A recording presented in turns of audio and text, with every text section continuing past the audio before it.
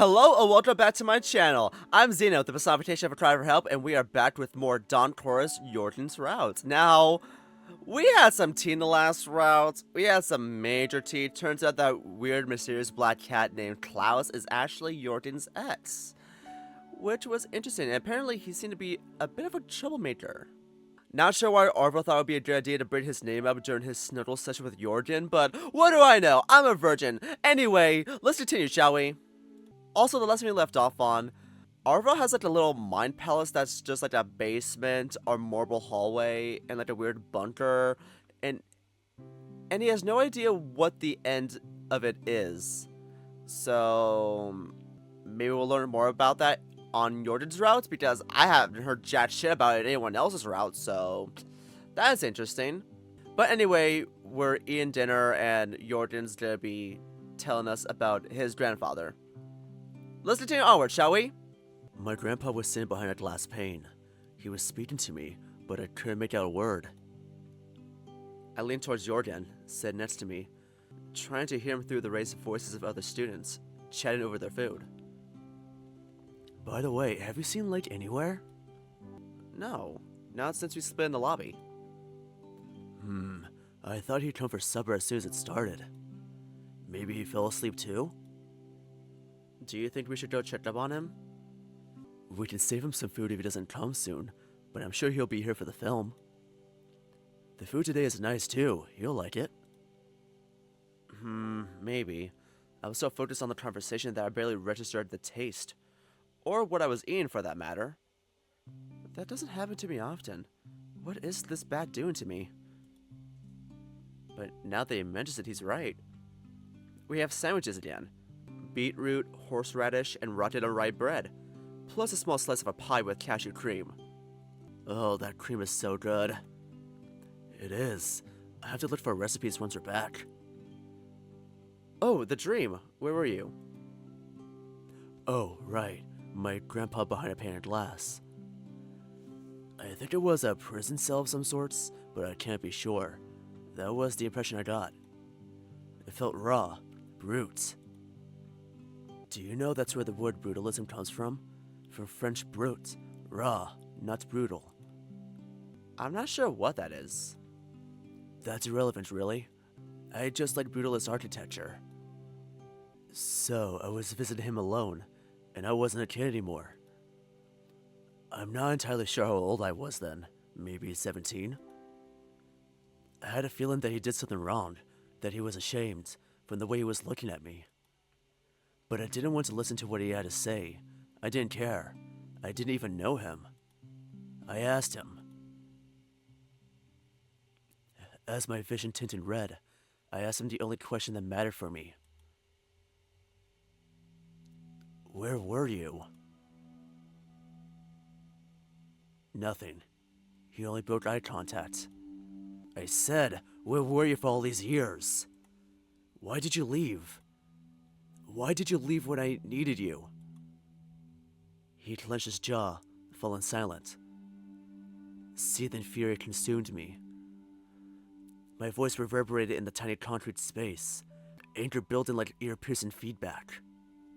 Just fucking say something! No reply. Only my ragged breathing broke the silence. Then, like a saw against bone, his chair scraped the concrete floor. He rose, reaching for a cord hanging from the ceiling. Is he gonna kill himself? Oh, it's a light bulb cord. Whatever, I'm an idiot. Click. And everything went black. Oh, that must have been distressing. Quite. I don't usually think about my family more often than they themselves remind me they exist, so it came out of the blue. I'm sorry you had to go through that. Well, it was just a dream. Much more disturbing inside it than outside of it. Of course, I feel robbed of something by the death of someone from my family. Someone that was supposed to be close to me, but can I really know if he would be? If I would find support in him? I don't think that line of thinking leads to anywhere other than to resentment towards life. I think back to yesterday morning, when Jørgen raged against his family for refusing to accept him. That fire I heard in his voice. It must have had a long time to burn. It's fine. Things are different now. Back then, no one in my life made an effort to understand. These days, I have people who try, at least. I try to remind myself of that. It can be hard at times to remember that we're not alone. Well, I hope you haven't been feeling alone lately. Spending time here with you has felt nice, if that's what you're asking.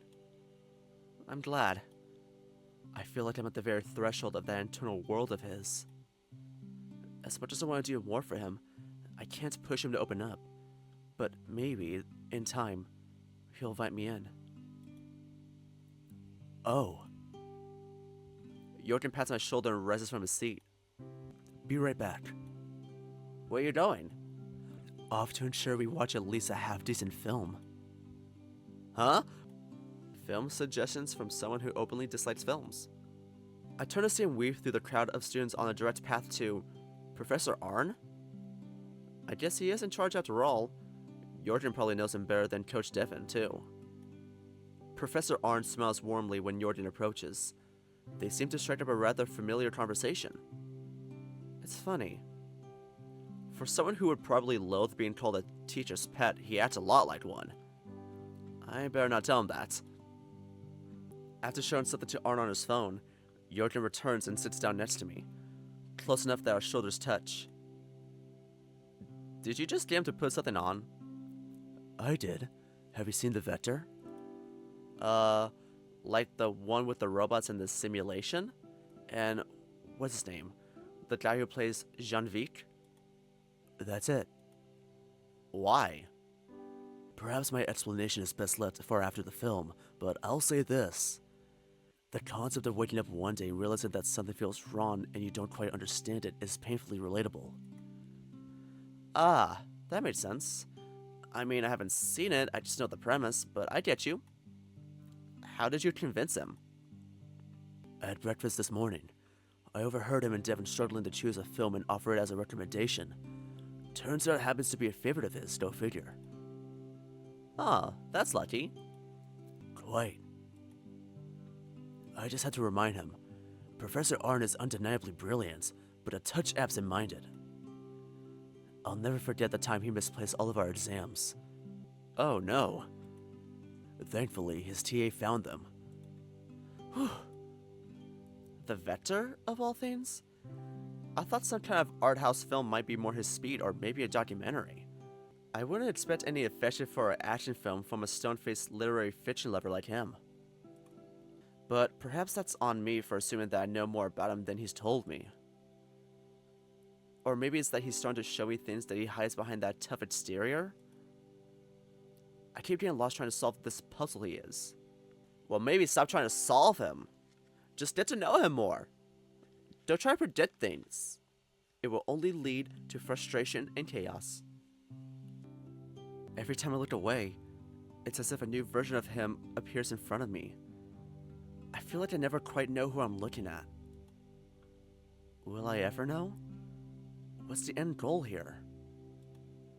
How am I supposed to see every facet of him? Arvo, staring into my soul, are we? Sorry, zoned out. You seem to do that a lot. Well, yeah, because of the main character. I have to have my internal monologue occur between every conversation. Really? Yes, you look like there's something on your mind. Do I know the real you? Oh, I can't really articulate it. That's okay, take your time. As if on cue, the light blinks out, and images flash across the projector screen. Oh, looks like you have plenty. Jørgen looks up at the screen, squints, then takes off his glasses to wipe out a smudge with his sleeve. Before putting them back on, he pulls his poncho up over his head and sets it beside him. He smirks when he catches me looking. The show's on the screen, Arvo. Sorry. As penance, I expect your thorough critical analysis to be ready at the end. I'll do my best. Jørgen laughs as his paw finds mine again. Thanks for playing along. Aw, they're so cute. Phone call? Phone call? Someone answer that, please. Call trans opt received March of 6th, 2021 at 4:20. Recorded log. Warning, anomaly detected. Retrieving. Oh, is that supposed to mean something? Or is that just words? This looks like it's about to say funeral or something. I don't know. Encrypted data found. Attempted decryption. Decryption failed.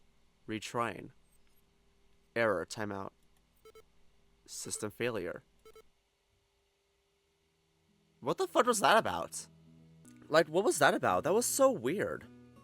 Anyway, let's continue. The protagonist can either turn away from this truth about the world and themselves they're shown, go back to living in the world of lies, or take a pill, a literal anti-androgen pill, and assert their identity as Neo. New, from Greek. It's like a rebirth as a new person for trans people.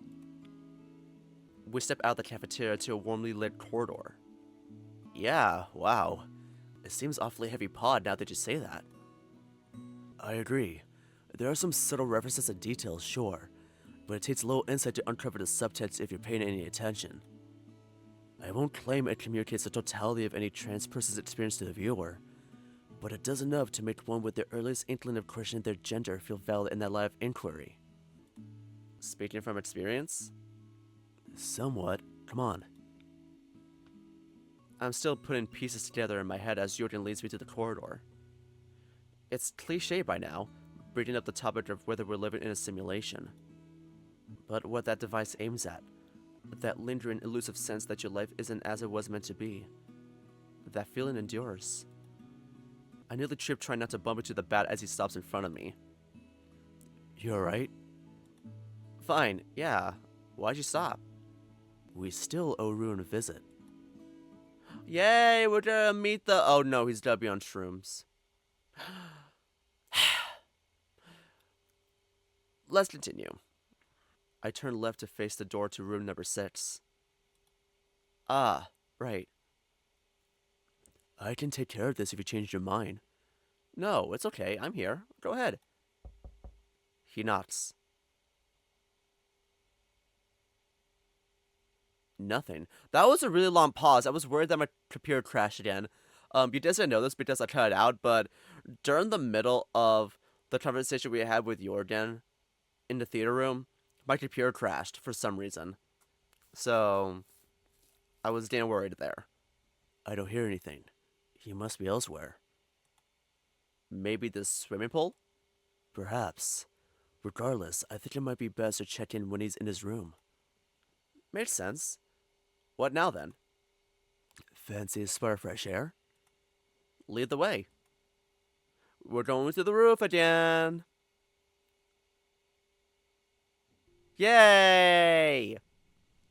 Holy shit, it's cold.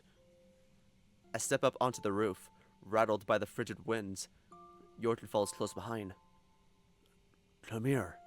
Oh yeah, like your skinny, lanky bodies that keep him warm. Yeah, right. He sits down and offers a paw, beckoning me towards him. His paw in mine. I tentatively lower myself down, letting him rest his head on my shoulder and snuggle into me. Yesterday, the distant trees and mountaintops bathed in an ocean of pastels, but tonight, they stand distinct, all cast in feathered, inky silhouettes, dark drops between the moonlit snowfields and deep blue sky. It's so pretty here. I thought you might have wanted to fetch your camera before coming up. I could have, but the light's tricky anyway. Maybe with a tripod I might get a decent exposure or two. At least until the wind topples the whole thing over. Fair. I reckon the relatively low light pollution makes this an excellent location for astrophotography. Oh, for sure. Are you interested in it? No, but I can appreciate good work. It can serve as a nice visual reminder that I'm analyzing data about actual celestial bodies, not just amorphous masses of nothing. That makes sense. I'm not really into astrophotography myself, anyway. It's much too technical for me and expensive to boot.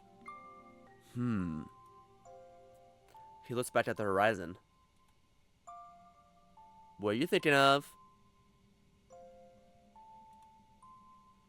Maybe this was a conversational dead end. Though I don't mind sounds with Jørgen. We might be here a while.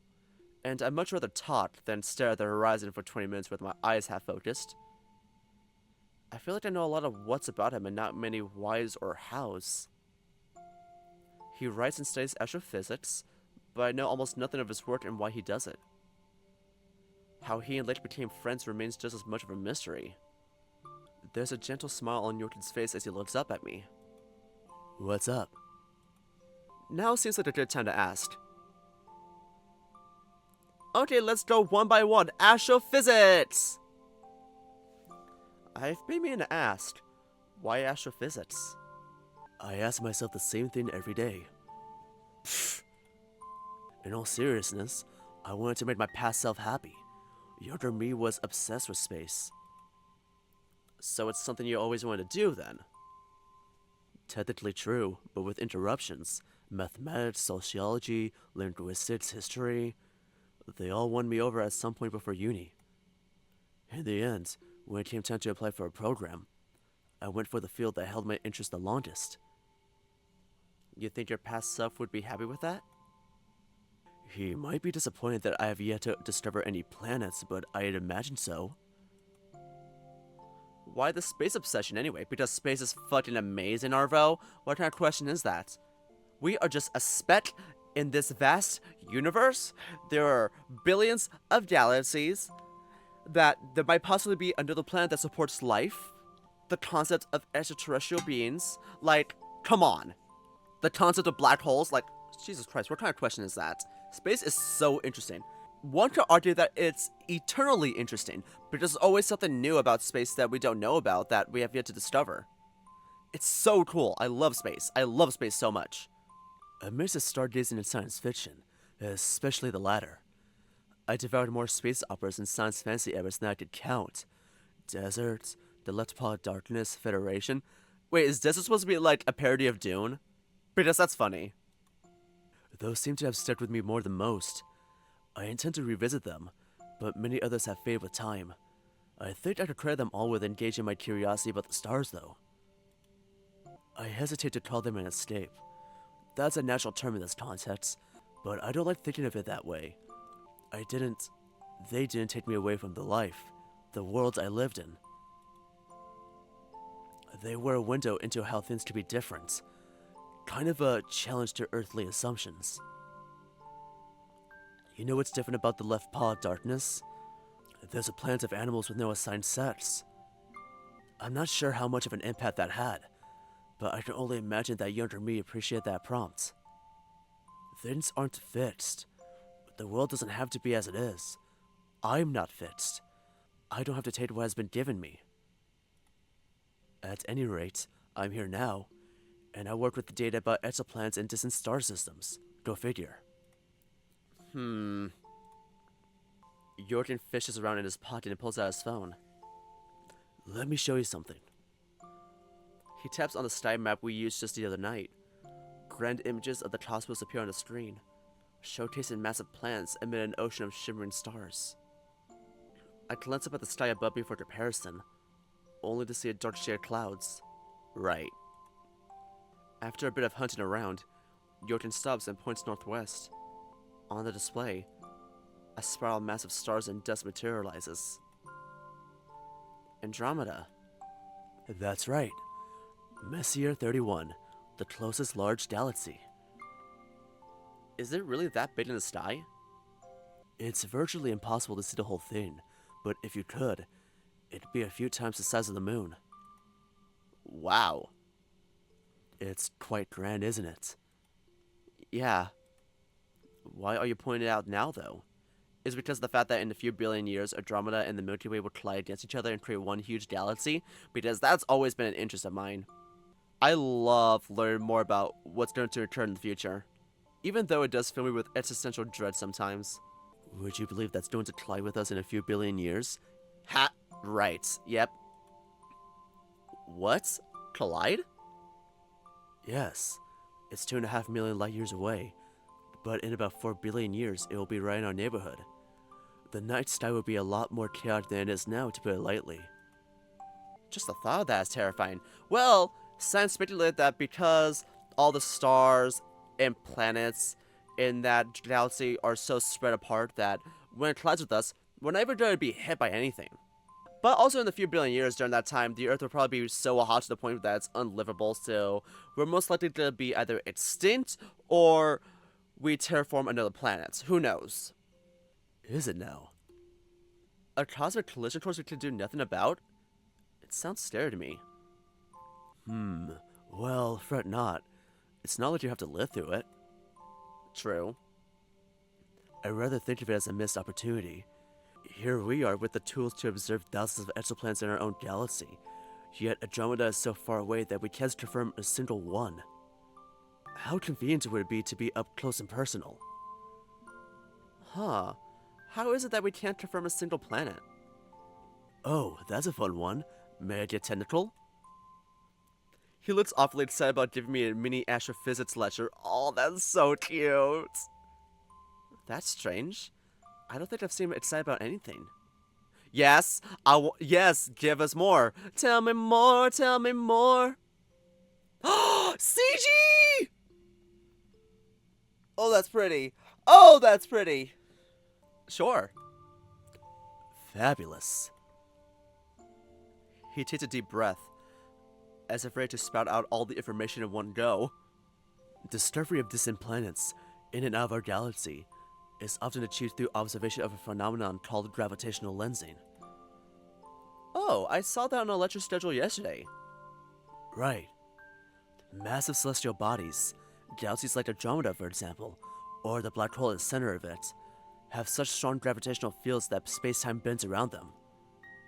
Bends? Think of it like the way your clothes fit around your body. It's your shape, your mass that gives them form. They're warped to fit around you. The same thing happens for a massive object. Space-time curves around it like fabric layered over this gravitational field. Does that make sense? Yeah, I think so. Space curves around massive objects. Good. So when light from distant stars passes by massive objects that are in the way, the light curves in much the same way as it would upon entering a convex lens, making the distant light appear magnified and distorted? Precisely. Well done. Oh, that felt good. I never thought my photography knowledge would factor in here. Now, let's broaden our definition a little bit. You see, it's not just supermassive objects that bend space-time, but everything does, including you and I. Only we're not quite big enough for it to be detectable.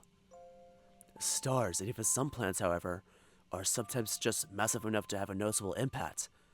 We call that gravitational microlensing. When, in our view, a closer star passes in front of a more distant star, the light from that distant star can become magnified, just as I said. The catch is that any planet in the same alignment might cause the exact same magnification. So if astronomers observe two lensing events in quick succession, there might be a planet orbiting the closer star? Correct. Excellent job. Yeah, I got it right. I feel myself blushing. Thank you. Wait, does this make me the teacher's pet? Congratulations. There's your gravitational microlensing lesson. You're welcome. Thanks. His voice is loaded with irony, but I think I can hear genuine satisfaction under it. That's nice. So, how does that play into finding planets in Andromeda? Great question. Since microlensing magnifies distant light, it helps us observe phenomena that would otherwise be too far away for us to detect, like planets passing in front of stars. It's an effective method, but the data we get from it are extremely limited. The best we can do is compare the observed lensing effect to models of what the event would look like, without an object orbiting the closest star. That way, we can tentatively detect an object and determine its mass. Here's the trouble though. For us to confirm that the object is a planet, we need repeated observations of the same effect. Why is that a problem? The frequency of microlensing events is on the order of decades, maybe more. Imagine we were trying to detect something like this with Pluto, the dwarf planet. Pluto takes 247 Earth years to orbit the sun. In that case, if we spot an anomaly now, we'd probably never see it again. Not to mention the possibility that the fluctuations are caused by external phenomena, or by non-planetary orbiting objects. Oh, I see. Andromeda has twice the diameter of the Milky Way, with a trillion stars and possibly just as many planets. Yet we can't, and may never definitively detect even one of them. We're just that far away. That's kinda bleak. Is it? I mean, there's so much out there that we'll never see because it's incomprehensibly distant, right? In contrast, there's this huge galaxy right next to us in the grand scheme of things. It's like, we should be able to understand this slice of infinity, but we can't. All we have to do is observe a fraction of ourselves. Well, perhaps we're due for a scientific breakthrough. I'll see what I can do about it. Sure. Wow, that was a whole conversation about astrophysics. Jesus Christ, I totally forgot that we had two other options. Anyway, you mentioned science fiction. Is that the sort of thing you like to write? Hasn't been for a long time, no. Ideas pop up from time to time, but it's not my go-to. What is it then? Still fiction, but generally with more ground stories. Creative non-fiction, too. I had a go at poetry, but it didn't really work for me. Why's that? The issue comes from scale, I think. Outside of epic poetry or stage plays, verse can only sustain itself for so long. Poems often benefit from being stripped down to their essentials, or any elements that serve their core purpose. Prose has more time to meander. The reader expects a novel to claim some of their time, so the author has some license to linger in places they need not be. I like having time to collect details, or to follow winding paths of thought that only lead back to the present moment. It's an immersive experience. I get what you mean. Is that the kind of work you enjoy reading? Yes, I describe Murakami's work that way, for one, but you can find the style anywhere you encounter stream of consciousness narration. Think Georgina Woolf or Marcel Mouste. Oh, I see. I'm familiar with those two. Plenty worth reading if you haven't tried. That reminds me, have you ever heard the adage that you should read a certain book or series before you grow old? Yeah, there's a Nibble Foster song that touches on that, now that I think about it. The Ulysses one? Ulysses, In Pursuit of Pastime, others. I see. What about them? I find it amusing that people try to turn reading into some sort of challenge. With those words, for example, they say you'll never truly understand or finish them if you don't start with your whole life ahead of you. People are obsessed with making others think they will lack something if they don't live a certain way. I believe that. It's like encouraging people to feel regret. Yes, precisely. I turn my gaze to the cloudy sky. The fading light has begun to take the color with it, leaving behind a now gray and blue. I know it's kind of silly, but I understand the feeling. When I think about all the books I won't read, or the albums I won't hear, or the films I won't see, it hits like vertigo. I get stuck worrying about this magnum opus I might never encounter. Though maybe it's a fallacy to think that even exists. By magnum opus, do you mean a genre essential, or...? It's more personal than that. Less about aesthetic preferences, more about connection, I guess. I just feel like one day, if I'm lucky, something will come around that makes you feel understood. Some things out there are relatable. I feel represented, reading them, which can be nice. Even work like that is hard to come by, though. Harder still is finding something that touches on not just shared experience, but, as you said, shared core values. That's the sort of thing I want. I just feel like if I don't find that thing, I'll always regret it. You know, if you want to find a piece of art that represents your values, why don't you just create yourself? That's the obvious answer, yeah. It's just a distant prospect for me. Why's that? A lot of reasons, I think. A lack of courage, maybe, or self-knowledge, or artistic discipline. I sigh. It's just, I don't know how to get there. Not at all. I mean, I just spent a while just talking about photography from technique to the philosophy of the medium, but where's the destination? I don't think any of that gets me closer to what I want.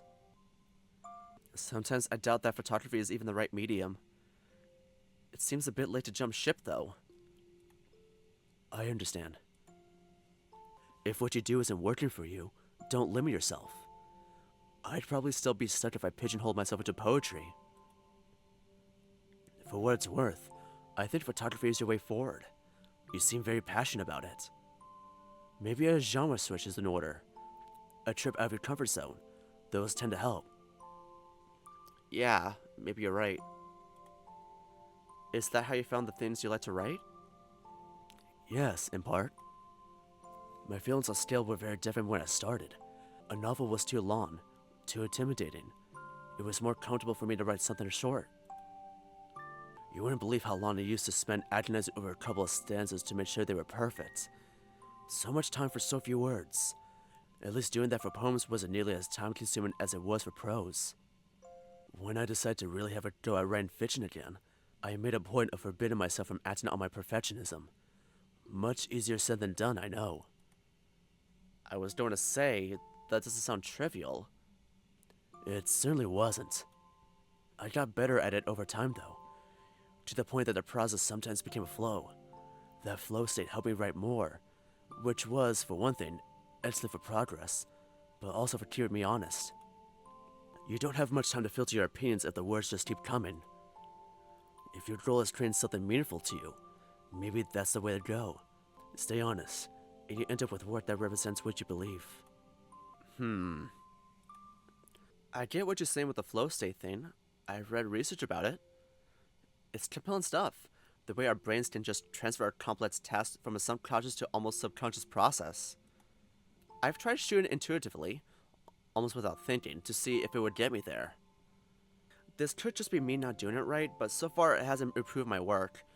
It almost does the opposite. The final result never seems to reflect any sort of artistic intention. It's as if I never meant to say anything in the first place. At best, it's a pretty photo, but not one that can resonate with someone. I understand. Would it help to outline your intentions in a broader sense, as sort of an artistic statement? It might. I already have one actually, but I've never shared it with anyone. Want to give it a try? We can workshop it together. Oh no, if you wanted, he could tear me to shreds over this, without a doubt. I cringed just at the thought of it. Still, he seems like he means well. Here's hoping he has only constructive criticism. Okay, so... Oh, you gotta tell him the whole story? Shit. Wait, is this the thing he was trying to write? Is this the prose? We're ships at sea, drifting in all directions. The wind blows relentlessly, pulling us apart. One moment I share with you, the next we're almost strangers. Is genuine connection ever really possible? All I know is that I give all I have for just a moment of it. That's an intimate thing to share. Right. Opening it up like that scares the hell out of me, but my work calls for that sort of bravery, I think. If I don't express my longing for connection, how am I supposed to portray that in the world around me? You made a good point. You were saying? Right. We're all lost in this world, walking blindly in the dark, colliding with each other. Our lives are a series of random encounters that shape our course. Are we swimming, or are we just carried along by the currents? Are we all lost, or are you? Don't bother, it's rhetorical. All I'm saying is that you've made more than a few sweeping generalizations. Is that a problem? Not necessarily, but your work should support them. You'll lose people otherwise. Too grandiose and ambitious a thesis will always make your audience ask, how? If you can't answer that, start smaller. You might need to build up to the broader statements. Do you think I can't achieve that? No, I'm sure you can. Just looking out for you. Oh, thanks. He's sweet when he isn't so intimidating. Of course. Just note that even if you realize the intention, you'll have lost precious time. Taking on too much too early slows down your work. That made sense. Do you want to continue? Oh, no, I'm good. There isn't a lot left to share at any rate. Plus, I've got more than enough to think about already. What would I learn from chance encounters? What does genuine connection really look like? Can I only find it in the lives I watch passing by? Or is it right in front of me? Where galaxies collide with each other? Hello? Earth to Arvo. Sorry. Quite alright. Honestly, don't think about it too hard. I think you'll discover your way forward before long. Thanks. I hope so too. Flow state, right? Right. I'm sure if you immerse yourself in your work for long enough, you can look at your photos and find direction to take them in. Even if your message isn't always on your mind, you might find that your values show in what you've created anyway. Yeah, that made sense. Huh. I expected to get knocked down, but I actually feel more confident, as if the sun is shining on the path forward. Maybe there's some hope for my photography yet. Jørgen's smile makes me feel warm on the inside. What a gift it is to see beyond his cold exterior. Now the friendship between him and Lake. How did you and Lake become friends? We met in an elective course in astrobiology. Oh, that's cool. It was an interesting class, though not the most scientifically rigorous, being intro-level biology for physics majors. Regardless, it was a great forum for discussion. On the first day, our instructor placed us in groups and asked us to discuss the Fermi paradox. That is, we were meant to state our opinions on the best way to explain the lack of evidence of extraterrestrial life. Like, take our galaxy, or even Andromeda for example. With all these sun-like stars and Earth-like planets, and by all these, I mean billions, shouldn't one show signs of life? In the 13.7 billion years your universe has existed, surely some civilization must have figured out interstellar or even intergalactic travel, right? I see, yeah. It only made sense that we should have seen something by now. Precisely. So why hasn't anyone come calling yet? One can imagine that students who signed up for a course on the subject, including myself, might have been biased towards some creative explanation, but Lake saw things differently. He was happy to fly in the face of statistical improbability, and accept that we may be, by pure chance, the only life in the universe. Well, I say happy, but Lake wasn't through with the possibility. He just seemed comfortable with something that makes others hopeless. What did you think? To tell the truth, I had a whole scientific explanation prepared. Nevertheless, I was drawn to him. He seemed like a free spirit, but there was something somber about him too. We kept talking after class, went to grab lunch, and continued our conversation. It turned out we had a fair bit in common, more than just our opinions. We've been good friends since. Do you have a lot in common? To me, it doesn't look that way. Sometimes having core values and struggles in common brings people a lot closer than sharing interests. Struggles? I remember Jørgen saying that Lake has had a tough time with his family. I wonder why. It helps, feeling like someone understands. Right, yeah. On the other paw, he decided I was the perfect person to vent to about his romantic life. That line crushes hard and fast. That seems in character for him. Quite. As Jørgen loses his stance, his grip on my paw loosens. He has a habit of falling for friends. Oh, how do you know? He told me himself, and I've seen it too. But don't be alarmed. I promise I'm not saying he has a thing for me. What? Alarmed? I'm not. My voice cracks, leaping up 2 octaves. Why am I like this? I guess it's good to know I'm not competing with him. You know. You know what? Jørgen, you know what? I need some water. Fuck. Never mind. What? Don't worry about it. I shouldn't speak for him. Just know that Lake's not particular about whether things are platonic or romantic. No matter what, He's full of love for the people he cares about. There aren't a lot of people like that in my life. It sounds like he's very special to you. He is. He made a point of giving me his approval, by the way. Approval? Of you. He says you're a catch. What? I feel myself turn beet red under my fur. Jørgen chuckles. Well, that's great. I still instantly get flustered from the compliment. Really? Yes, really. Don't tell him I said so, but he thinks you're cute. Lake finds me cute. Huh. Well, Lake's just a good friend. Because we're on Jørgen's route. I'm not exactly sure how I feel about that. But it's neat hearing that you think so. That's nice of him. Jørgen smirks. Don't let him inflate your ego. Lake goes off like a firework anytime I even remotely have chemistry with anyone. Okay, that's new. We stay silent for a while, still nuzzled up to one another. The twilight seems to tidy itself up, dusting off the snow-covered treetops with a yawn of wind before drawing the deep blue sky over the horizon.